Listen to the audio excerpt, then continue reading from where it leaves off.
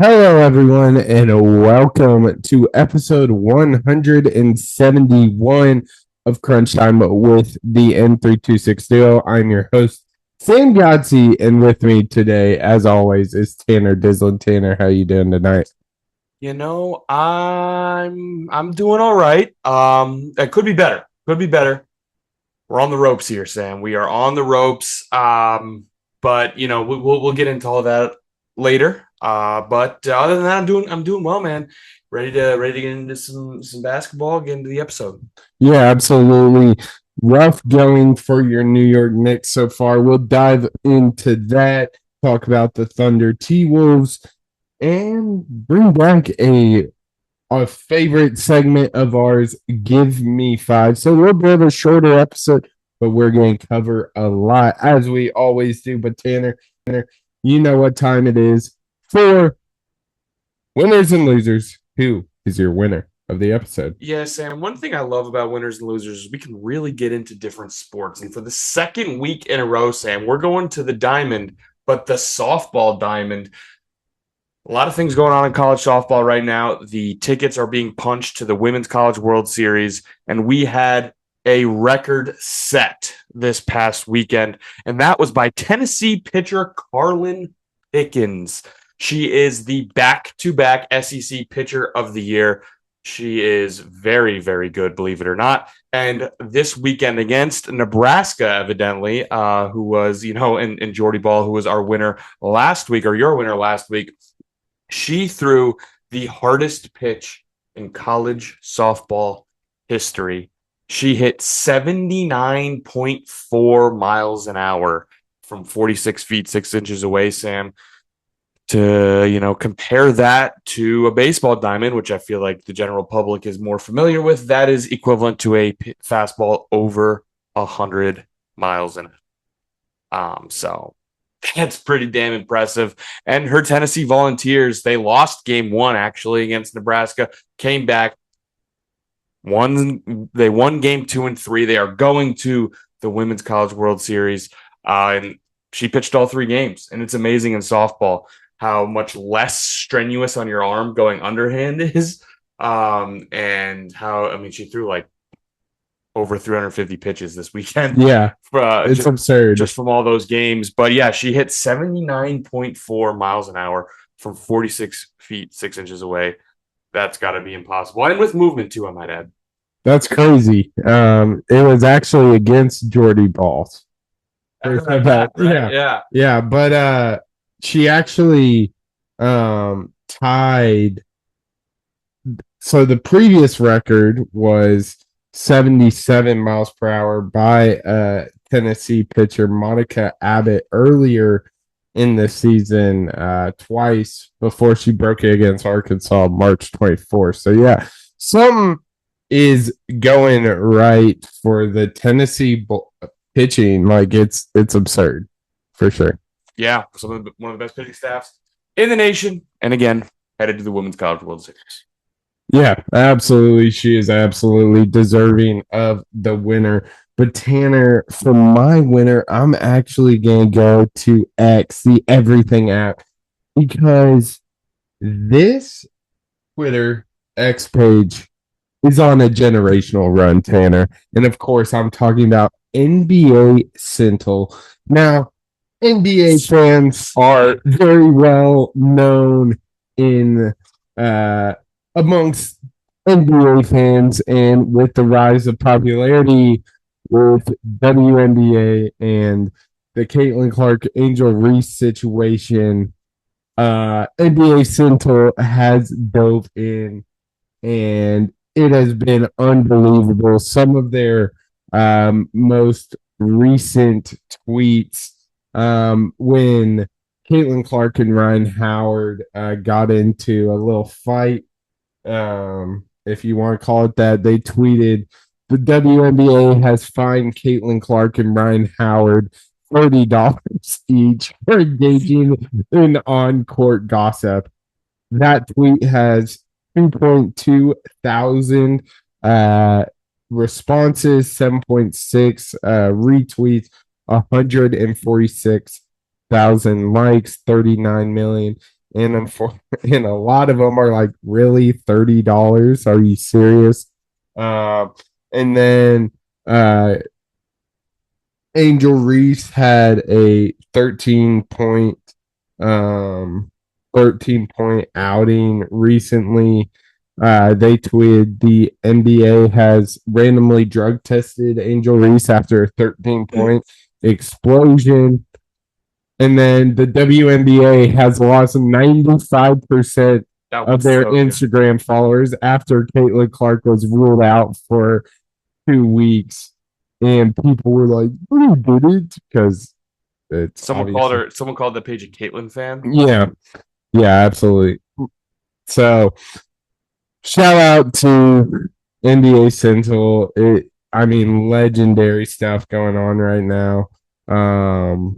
It's just like, so good. It's all the it's the Shaq and Kobe. It's the LeBron D-Wade. They're putting up insane numbers on the WNBA community right now. The troll account just is incredible for a community that just simply cannot take trolls.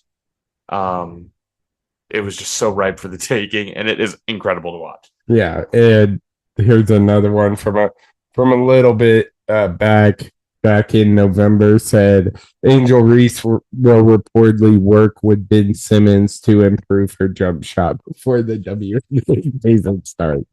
So just absolute comedy. Someone said it's the NBA Central doing WNBA content is like Giannis finally getting the jump shot everyone talked about, and that perfectly encapsulates what NBA Central is doing right now. But yeah, Tanner, it's so funny. WNBA fans are for sure a loser. Charmin soft, man. But who is your loser of the episode? Well, Sam, I liked where you went there because guess what? We're going to stick on that topic because, as I'm sure you all know, Caitlin Clark has suffered an injury that she will now be out for a couple weeks. And Sam, the ticket prices for the Fever versus the Sky game on June 7th, of course, that is the big Angel Reese, Caitlin Clark rivalry that we've all covered and talked about so incredibly in depth. Well, that game on June 7th, the ticket prices fell by approximately 71%, down to $25 a ticket. The average price did after she got hurt. But never forget, we must not lose sight of the fact that we watched the WNBA for Angel Reese. It's true. Yes. Don't forget it. But yeah, and I'm pretty sure, Tanner, like every other Fever away game, they moved it to a bigger stadium, and I believe this one was moved to the United Center, which is the biggest arena in the NBA. So tough luck for the people saying Angel Reese plays just a big part in the WNBA popularity. I'm curious where the Sky play now in general. I think they play in Wintrust Arena, something like that. Let's see. It's where the Windy Sea Bulls play. I know that. Is that what it was? They play in the G League stadium. Yeah. Jesus. Yep. I guess in my mind, I just kind of like thought that the WNBA team, like similar to how in cities that have an NHL team and an NBA team, is pretty much a given that they play in the same arena. I just thought the WNBA team did as well. Yeah. I guess not. Oh boy, that's brutal. I don't know. I'm running out of words, man. Yeah, absolutely. That's a great loser, of course. But for my loser, Tanner, I'm going to talk about shitty sports news reporting, specifically the show Speak Live on FS1. Are you familiar? I'm not, but I think I should take a moment here. Another back, or maybe not back to back. It was 2 weeks ago when we did all that with it might have been It might have been last when we did episode. the Juan Soto Yeah, stuff. yeah, it was last week because the yep. So this show is hosted by the infamous Joy Taylor, Keyshawn Johnson, and Paul Pierce. That's all I needed to hear. So, this yesterday they were going off about how Aaron Rodgers has not shown up for the first day of OTAs for the Steelers. Yeah, well, in their defense, they do have good sources because he did not, in fact, show up to the first OTAs for the. That's true. That is. I also didn't show up for the OTAs for the Steelers. Yeah, dude. People who have something in common that we didn't show up to the Steelers OTAs. Anything else we have in common? Oh, yeah. Just absolutely absurd. Now, the topic was, should the Steelers move on from Rodgers and pursue Kirk Cousins? Because Cousins is at least on the Steelers' radar. And they were talking about how he did. Joy Taylor was talking about how Aaron Rodgers didn't show up. And yeah, it's like he isn't signed with them. That's crazy. I mean, that's crazy. I mean, again, Kirk Cousins and Aaron Rodgers, they also didn't show up for OTAs for the Steelers. It's true. There's a lot of people that aren't signed to Steelers that didn't show up for OTAs. That's too good, man. That is too good. Oh man, that's a perfect little sneak peek into our Give Me Five as well. I feel like, yeah, absolutely. But just brutal stuff. It's everything that's wrong with sports media. No one cares about being right. It's all about who yells the loudest. And our lovely triumvirate of what's the word I'm looking for? I guess infamous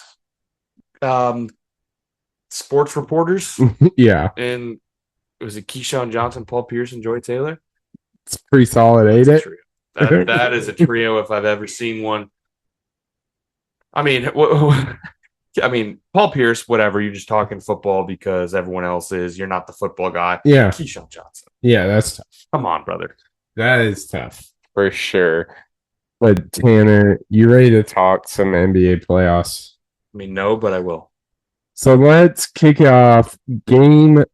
We're currently going into game 5 of the Thunder Timberwolves. So we'll start there, Tanner. OKC up 3-1. Give me your thoughts on this one, man. Yeah, it's pretty clear to me. I mean, obviously, look at the records. You can look at the series record. The T-Wolves seem to be outclassed. They just can't match the physicality of the Thunder. I think the team is struggling with the officiating. I'm not going to comment on. It appears that they're very happy with the officiating. SGA is a free throw merchant. It's true. Said by the Thunder fan, not and Dorsberg. And Dorsberg. And Dorsberg. Doors. It was a compliment. You're right. You're right. It was a compliment. Absurd. It really seems like any chance the Timberwolves have to climb back into this series, it is going to be on the back of number 5, who to this point has been underwhelming. Let's just say that. Yeah, absolutely. He's had one good game, and that's game 3, where they just absolutely took care of business. With the Thunder winning like 143-101.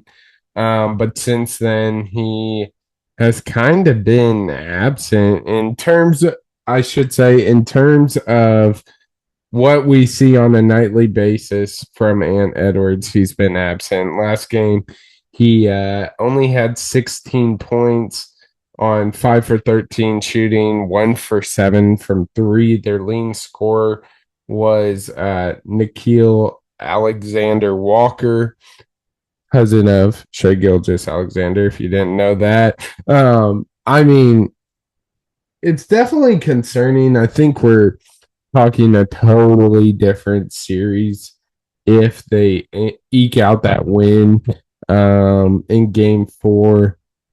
But I mean, Shea played phenomenal. Finished with 40 points. Jalen Williams finally got going, had 34. Shet looked phenomenal. Um, I believe this was the first game with a little bit of a lineup change. They played Hartenstein and Shet as starters. So it's good to see the Thunder. I I think tonight we'll wrap it up. Hopefully, it's what I'm hoping for. Tip off's in like an hour and a half. But yeah, I just think the T Wolves might be a little outmatched across the board. Yeah, I think so. And just, dude, the Thunder are so, they can hit you in so many ways, man. You mentioned the 40 from Shea in game four. How about 34 from Jalen Williams and 21 from Chet Holmgren, 21 on 14 shots as well for Chet. Like they're just so deep. And we've had games, I feel like, where um where we're like, where is Chet? Where is Jalen Williams? Doesn't matter. Um, uh, Someone off the bench will come in and score 20. Yeah, Caruso, Caruso has I been literally couldn't think of his name. phenomenal. This Caruso will come off the bench and score 20. Like in you know how many players logged at least a minute in game two? how many? 13 for the Thunder logged a minute. Holy shit. So they're just they're just so deep. I mean, and even in that game, that big three that I talked about, 38 from Shea, 26 from Jalen Williams, 22 from Chet. Yeah. It's just they got an embarrassment of riches. And they're like, again, it seems like the future is even only brighter for the Thunder. Dude, honestly. And it's not like the T Wolves are playing bad. Like, okay, this game was probably the worst, and they only lost for two. Julius Randle was absolutely pitiful this game. 1 for 7, no for three. Just could not get it going. We talked about Anthony Edwards at length, but it's it really comes down to the depth of the Thunder. Now, they on the stat sheet, you might not think um they are incredibly deep, but when you can play when you go from Lou Dort to Jalen Williams, and then one of them comes out and Alex Caruso is on you. That's trouble. Anthony Edwards doesn't get a break on the offensive end by who he's getting guarded by, and I think that has had a huge impact on this series. Yeah, and the Timberwolves specifically, it's just it seems like the starting five in particular, like 3/5 of your starting five in Randall, Conley, and Edwards, they combined for 27 points. Those three, Yeah, Randall, Conley, and Edwards, and you lost by 2. That's a tough one to swallow. That is a really tough one to swallow. And yeah, it's just you wasted a Nickeil Alexander-Walker game. Dante had 21 off the bench as well. Naz Reid even had 11 off the bench. I mean, those three there combined for 56 points. And the three of your starters combined for 27. That's half. That is half of what your bench, those three off the bench did. And that's just not good enough. You just cannot beat the Oklahoma City Thunder, mind you, who lost 14 games this season in the regular season. You can't beat them that way. Yeah, absolutely. It's definitely concerning. But Tanner, do you think the T Wolves have any chance of coming back from this? I mean, no. The T Wolves are a really good basketball team, and when Julius Randle was playing well and Anthony Edwards is the guy that we know he is, and Mike Conley is the experienced point guard we know he can be. They can beat anybody. So there is a path for them to come back. Have I seen enough with the physicality of Oklahoma City and the offense from Oklahoma City and obviously Shea putting up 35 plus a night? Is there enough there to tell me that it's possible for those that core for Minnesota to put together 3 good games in a row? No. Yeah. So is it possible? Sure. I don't. Is it possible? Yes, but also no. Is what I'm going to say. Yeah. Like it's always possible, but like no, this isn't possible. Yeah, I agree. I mean, we're gonna have to see 4 straight games of what they did in game 3, where they were just absolutely obliterated. And not to mention 2 of the next 3 are on the road. Yeah. So. And everyone knows how tough it is to play in OKC. And it's just an insane atmosphere when you travel to OKC, and it's going to be tough for sure. No doubt about it. But no doubt about it. Moving on to the Eastern Conference, Tanner, the Pacers are up 3-1 on your New York Knicks. Tanner, talk to me about this, man. This is also not good. Really, I mean, we could play this game because obviously the game 1 was. I think the best way to put it was what I sent to you and Keegan. So my reaction, the way I could describe my reaction here was it's a Bleacher Report quote card. You know those quote cards that they always do. It have a picture of whoever said it, and it has their quote. And this one was of Steve Kerr. And the situation is from that stupid in-season tournament. They were playing on a bright red court. And his exact quote, which I am trying to pull up now, his exact quote was something like, "I felt like I was descending into the depths of hell." When he was describing the court. Well, that's how I can tell you I felt describing or watching game 1. Double-digit lead in the fourth quarter. Double-digit lead with under 5 minutes left in the fourth quarter. 9-point lead with under 2 minutes left in the fourth quarter. It's as bad as it gets. It is just as bad as it gets. Like, and it was a perfect storm of Nesmith playing God. Oh yeah, he was unreal. He misses one of those, the Knicks win. Didn't miss a single one. The bounce from hell, which bounced in a perfect manner. Like that shot happens a million times in a basketball game. It hits back iron, goes off the rim, no good. Bounces straight up in the air, goes right in. Of course it does. Also, both OG Anunoby and I believe Karl-Anthony Towns had free throw opportunities where they made 1 of 2. Yep. To allow. I know OG did. I can't recall Cat, but it was. I know there was 2. I think the other one was Cat. I'm with you. I know OG did. Yeah, and then if both of them made 1 out of 2. If they make 2 out of 2, Knicks win the game. One of the extra possessions Indiana got was from an inbound to Brunson, in which he had a wide open lane to the basket. OG was cutting to the basket as well. His man helped and went to Brunson. Brunson dropped a little bounce pass to OG. He just flat out dropped it. That would have been a foul or a bucket. That if he doesn't flat out drop it, Knicks win that game. Or Knicks win that game. And also, then we go to overtime. Knicks were up 4. And there's a missed goaltending call. That would have put them up 6. But of course, wasn't called. They come down the other way. Pacers hit a 3, cut it to 1. Now, I'm in no way saying that this is the ref's fault because it was 100% the biggest Knicks joke I've ever seen in my life. Terrible defense on the stretch. Those missed free throws. OG dropped the ball. All of that. But it was just a perfect storm of one. One of all those things needed to not happen. Yeah. And the Knicks win that game. And they just didn't. Yeah. And the Pacers continue to be the most clutch team in the playoffs. Now have 3 wins when they were down 7+ points with under a minute left.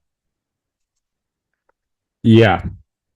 I think Tyrese Halliburton kind of took the most overrated player in the NBA Yeah, to I heart. mean, He look, he has played phenomenal. I don't think there's any way of sugarcoating it. He's been phenomenal, especially this series. I think he's taken it to another level. But yeah, no, I totally agree. Um, game one was just gut wrenching, devastating, as bad as it got. Then game two, I mean, back and forth until Indiana makes a run in the fourth quarter. I mean, New York they won the game by 5. They outscored the Knicks in the fourth quarter by 5. They won that game in the fourth quarter. Most clutch team does it again. And then game three, the Knicks were down 20.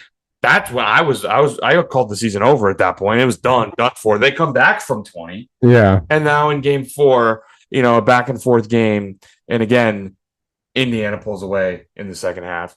I don't really know. I mean, it's just, first off, again, it's what I said before. Indiana is really good. This team is just good. They have bodies. There's not a single player that plays for Indiana that is not a threat. Any one of them, if they're open, they will make a shot. yeah, They will, if they're any one of them will make that extra rotation and get a steal. They are just a well coached, a well rounded basketball team. Regarding the Knicks, it's kind of a similar theme with the Timberwolves, Sam, because I have some stats for you. The starting 5. I talked about it during the Celtics series. The vision, right? What was the vision? The vision was a Brunson, Hart, Bridges, OG Cat starting 5. And that took shape against Boston. Well, that 5 in this Pacers series, their plus minus is a negative 36. All other combinations of players.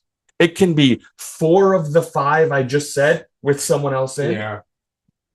Any single combination your heart can come up with the New York Knicks roster is plus 36. But the starting 5, I know they made some adjustments. They started Mitch, brought in Hart off the bench, whatever. The main starting 5 for the New York Knicks, minus 36. Every other combination, plus 36. So that tells you how close the series has been, by the way. Yeah. The point differential is dead even. But the starting lineup, which of course, Tibbs, it's going to be the starting lineup for 90% of the game.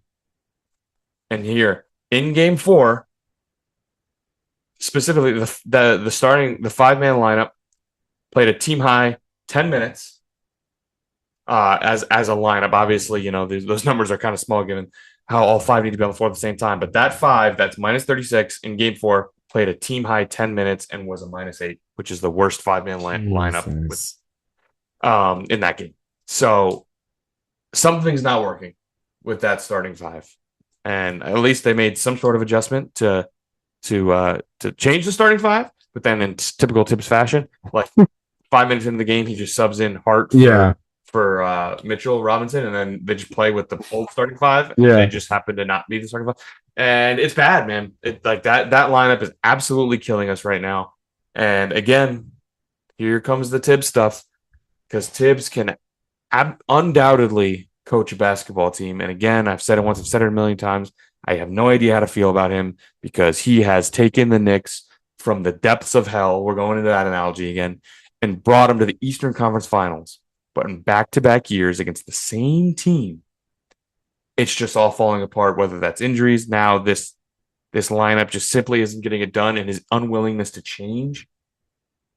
I don't know. I'm not calling for his job, but it's worth having that conversation. Yeah, you kind of nailed what I was going to ask you. Is it that same story of just when you play your starters 40 minutes all regular season, eventually it's going to catch up to them? Is it the same story we've seen how many times with Tibbs' team? It's definitely something, but I also think you got to look at the depth of this team as well. Now, is that Thibodeau? Is that your team owner? I don't know. But it's definitely cause for concern for sure. Yeah, no, it's bad, man. And I also do have breaking news. Yeah. Breaking news. Breaking news. I've said it before. I do not hate the Pacers. I officially hate the Pacers. Losing to them in back-to-back years, I officially hate the Pacers. I hate the Pacers. Of course, this is a sports hate. Um, I hate the Pacers in the same way that you would hate a team that's going to eliminate you um, in back-to-back postseasons. I hate the Pacers in the same way their star player went to a college I hate and is now going to eliminate you in back-to-back postseasons. I hate the Pacers in the same way that their star player hit you with the choke. That was tough. The shot didn't even win the game, but it didn't even matter. Yeah, because they still went on to win the game. If there's anything to look like rattle your cage and be like, we cannot lose this for real open game as someone stands for real, dude. Right to your fans and your team, and you still don't win the game. Yeah, I don't. The Pacers are the Knicks kryptonite. They're the voodoo magic. They will just always beat the Knicks. Going back to Paul George and the Pacers teams versus the Melo teams. Now in this iteration, back-to-back years, same story. Yeah. I mean, last year we were injured and we still went to Game 7. This year we're just going to go out sad. The good news about us is we have 2 of the 3. Obviously, us and the T-Wolves, same spot, trying to make a 3-1 comeback. The Knicks, 2 of their last 3 games are home. So maybe if they can just ride the wave at home, which they're 0-2 in the series, by the way. Yeah. But they can capture the magic at home, get MSG rocking, and then steal one in Indianapolis. But man, tough, really tough stuff, especially after the highs of this conference semifinals. Took out the big bad Celtics. Yeah, but and also Karl-Anthony Towns is questionable for Game 4. But if I've learned anything from Celtics fans, I can now just say the Pacers beat an injured Knicks team. It's true, right? Because that's how that works. Yeah, even though it's a 3-1 series. It's true. Before they got hurt. Yeah, that's what I'm going to go with. Nice. At least you got a blowout out. Yeah, but it's tough, man. It's tough. Any last thoughts on this series so far, Tanner? It's just like I mentioned. I hate the Pacers now. I hate Tyrese Haliburton now. What a ball player, though. That guy is he is an incredible ball player. And Sam, I can tell you the exact place we were when that draft was going down. And Tyrese Haliburton was sitting there at 8 when the Knicks were picking, and they picked Obi Toppin. Now, in a cruel twist of fate, they're teammates now in beating the Knicks in the playoffs. But I know for a fact that I was the number one proponent of the Knicks drafting Tyrese Haliburton at that 8 spot. They did not have a point guard. Obviously, who knows? Maybe if they do that, they don't sign Brunson because they have a point guard. I don't know how that all works out. But damn, I wanted him on the Knicks so bad. They went with Toppin. Obviously, Toppin.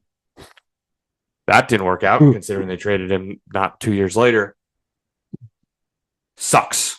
But Tyrese Haliburton is an incredible basketball player that I hate. Yeah. Absolutely. He's a phenomenal, like I said. But Tanner, you ready to move on to a little Gimme 5? Oh, yeah. So I'm excited for this one. We're back. Gimme 5 season is back. Just a reminder, snake draft.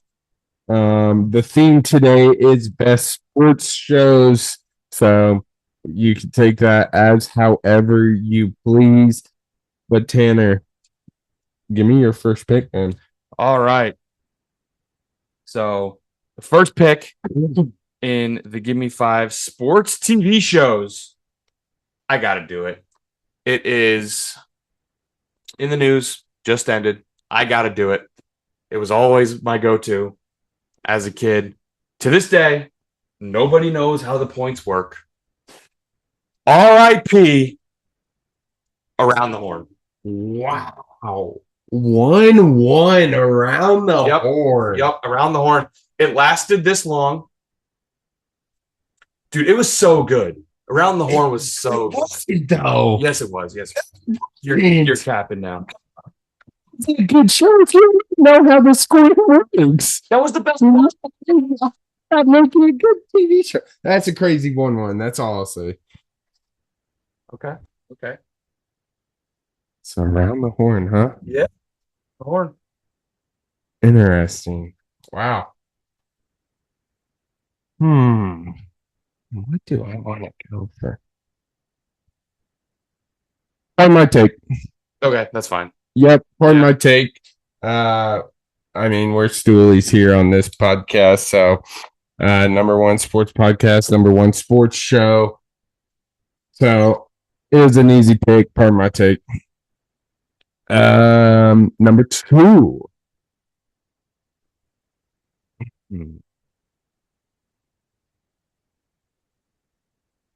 Oh man. Now this I'm gonna go college game day, specifically the football edition. It's something I look forward to every Saturday morning. I think a lot of people do. I mean, the legend of Lee Corso obviously hasn't been the same the past 2 years, past few years. But the addition of Pat McAfee and Nick Saban is a great addition. So give me college game day, man. Okay. Okay. Both of those are on my list. They are gone, dude. I think I might get my. Okay, I'm gonna go with. I think we our minds went in different spots for this because a lot of my top picks were ones I watched growing up. And less, prominent now. I mean, not that I didn't watch, college game day growing up. But I think it was my rotation. I think I'm going to get every day after school. I'd watch these three. They were back to back to back on ESPN. It was Around the Horn. My number two pick, I'm going Sports Nation. Absolute legendary show. Michelle Beadle and Colin Cowherd were the two that is for me when it was in its prime. Sports Nation going into Pardon the Interruption. Those three Great picks. back to back Great to back picks. were Yep, I had both of those. Were those three back to back to me were the absolute, were the absolute Yep. trio. So I'm gonna be happy with walking away with all three of those. So Michelle Beadle, who did they have a third with? Colin Cowherd. I think once Colin Cowherd left, they brought in like Marcellus Wiley. I know. So that big three I remember from Sports Nation are Michelle Beadle, Max Kellerman, and Marcellus Wiley. Okay, they probably brought him. That makes sense. They Yeah. brought Max Keller. But yeah, I know. Like, when it was Michelle Beadle and Colin, and of course, that they were just yelling. I mean, not they were yelling. They were fighting, but not in a first take tasteless way. There was actual substance to it, and I loved it. Yeah, and then Pardon the Interruption might be one of the greatest, just like sports news shows of all time. Wilbon and Wilbon, dude, that's an elite. That's a steal at 3 for sure, man. So many ways to take this.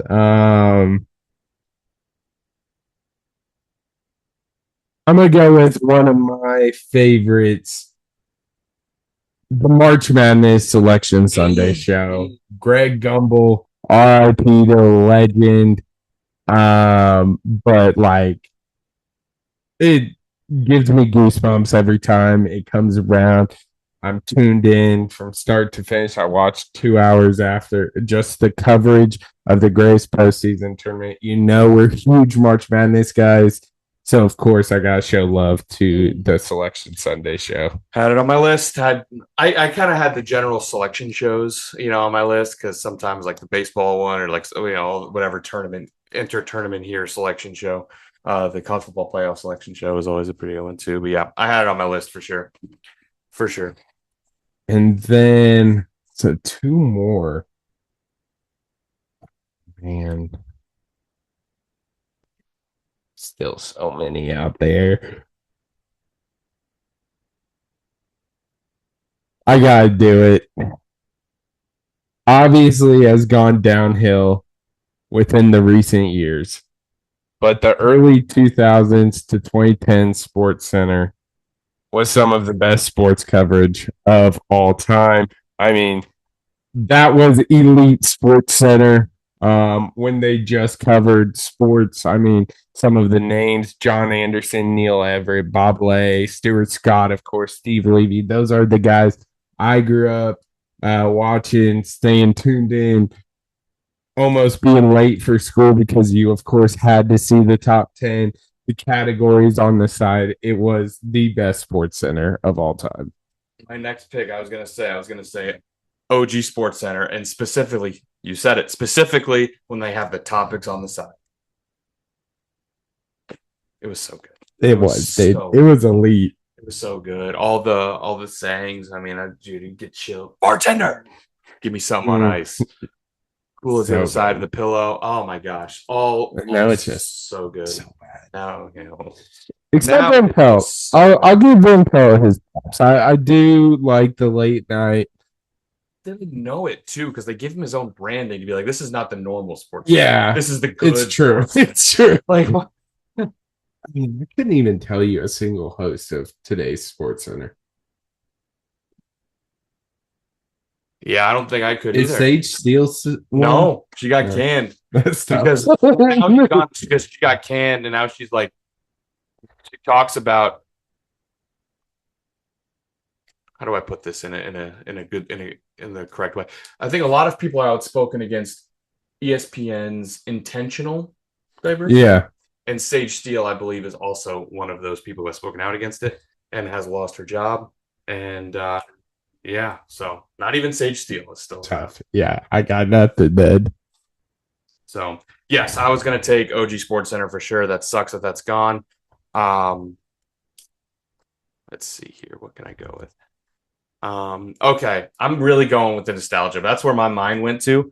With the big three I have, number 4, I'm gonna go sports science. Sports science, and damn it, the best. Yep.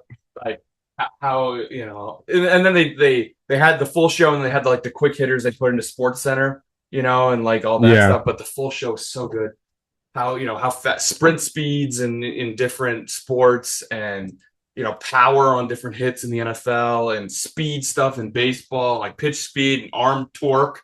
And oh my goodness, dude! I thought I was so smart watching that show. That was elite stuff, dude. Yeah, it was awesome. That was also in my rotation as a kid. And then my last one, I think, is going to be my first one. It's a little bit different. I watched this a lot. It was a lot of fun. Something different, not covering sports, but it was something more. It was a sports challenge show. And this is, this is my sleeper pick. I don't know if you even have it on your list. I've got Pros versus Joes. That's a good one. I did not have that, but that's an elite pick. What a steal. I completely forgot about that show. I'm not going to lie to you. That's a good one. That's my 5. That's good. Very nostalgia heavy. Yeah. Hopefully you guys thought of nostalgia with me. I did have part of my take in College Game Day, but a lot of mine on my list were nostalgia heavy for sure. Yeah, and to wrap it up, I mean, you took all the ones. I was sports science. What snipe? I'm gonna go kind of a safe pick here. I'm gonna go Sunday NFL Countdown, specifically with Chris Berman hosting. Because I mean, what's better than Chris Berman? I mean, he's a man. The way he's covered sports for his entire career, I think he's 50 years at ESPN. I mean, he's one of the best to ever do it. But yeah, dude, Chris Berman. I like it. Absolutely, but give me your rundown one more time. Yeah, so my give me 5, I've got Around the Horn, Sports Nation, Pardon the Interruption, Sports Science, Pros versus Joes. And for mine, pardon my take, College Game Day, the football edition, because frankly, the basketball one sucks. March Madness Selection Sunday show, the early 2010 Sports Center, and the Sunday NFL Countdown with Chris Berman. You got any honorable mentions? No. All of them got taken. All of them got taken. So I had one. It's funny because I have one that wasn't, and it's kind of, I don't know, like it's kind of, I had NFL Primetime. Yeah. Which NFL hosted by Chris Berman. I think it was Tom Jackson. Tom Jackson. Jackson, I believe. But like, yeah, dude, I remember when I was really young, because when I wasn't old enough to like stay up for the Sunday night game, I'd watch, recap of all the games. Mm-hmm. The specific music will always be ingrained in my head. The dun dun dun dun dun dun dun dun. Oh yeah. And then of course you have the rumbling, bumbling, stumbling of Chris Berman and the yeah, it's much better than mine was. Wow, really good. Thank you.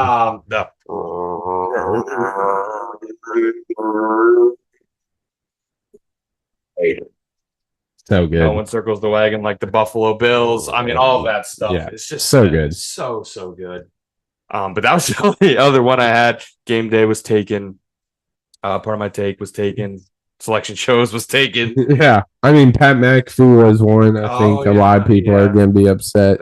I'm not a Pat McAfee show guy. Love Pat McAfee. Not a Pat McAfee show guy. Yeah. I'm not a huge fan unless he has someone I like but like 9 times out of 10, the guest is Aaron Rodgers, which I could care less to hear him talk. Maybe you can tell us why he didn't show up for the Steelers OT. Maybe. Hopefully. It's a mystery to all of us. It's crazy, honestly. But that wraps it up for the first edition of the 2025 Give Me 5 Best Sports Shows. Let us know who you think won this one. Let us know what we missed, because I'm sure there's some we are forgetting, but I think both of us killed it. So it'll be posted on the Instagram, the Twitter, X, whatever you want to call it. So make sure you vote. But that's going to wrap it up for episode 171. Talked about a lot in a short amount of time. The coming out party for NBA Centel with WNBA fans. Too easy at this point. It really is. Really is. Taking candy from a baby. The Tennessee softball pitcher Karlyn Pickens and the heat she brings, the Sky vs. Fever debacle, speak live, and of course talk some NBA playoffs and wrapped it up with one of our favorites, Give Me 5. But the clock has run out on this one, but we'll see you on the next one after I shout out our social medias, Instagram, TikTok, X, at crunchtime_pod. Make sure to comment, like, and subscribe on YouTube, Crunchtime with the N326 duo. But that wraps it up for episode 171. I'll see you.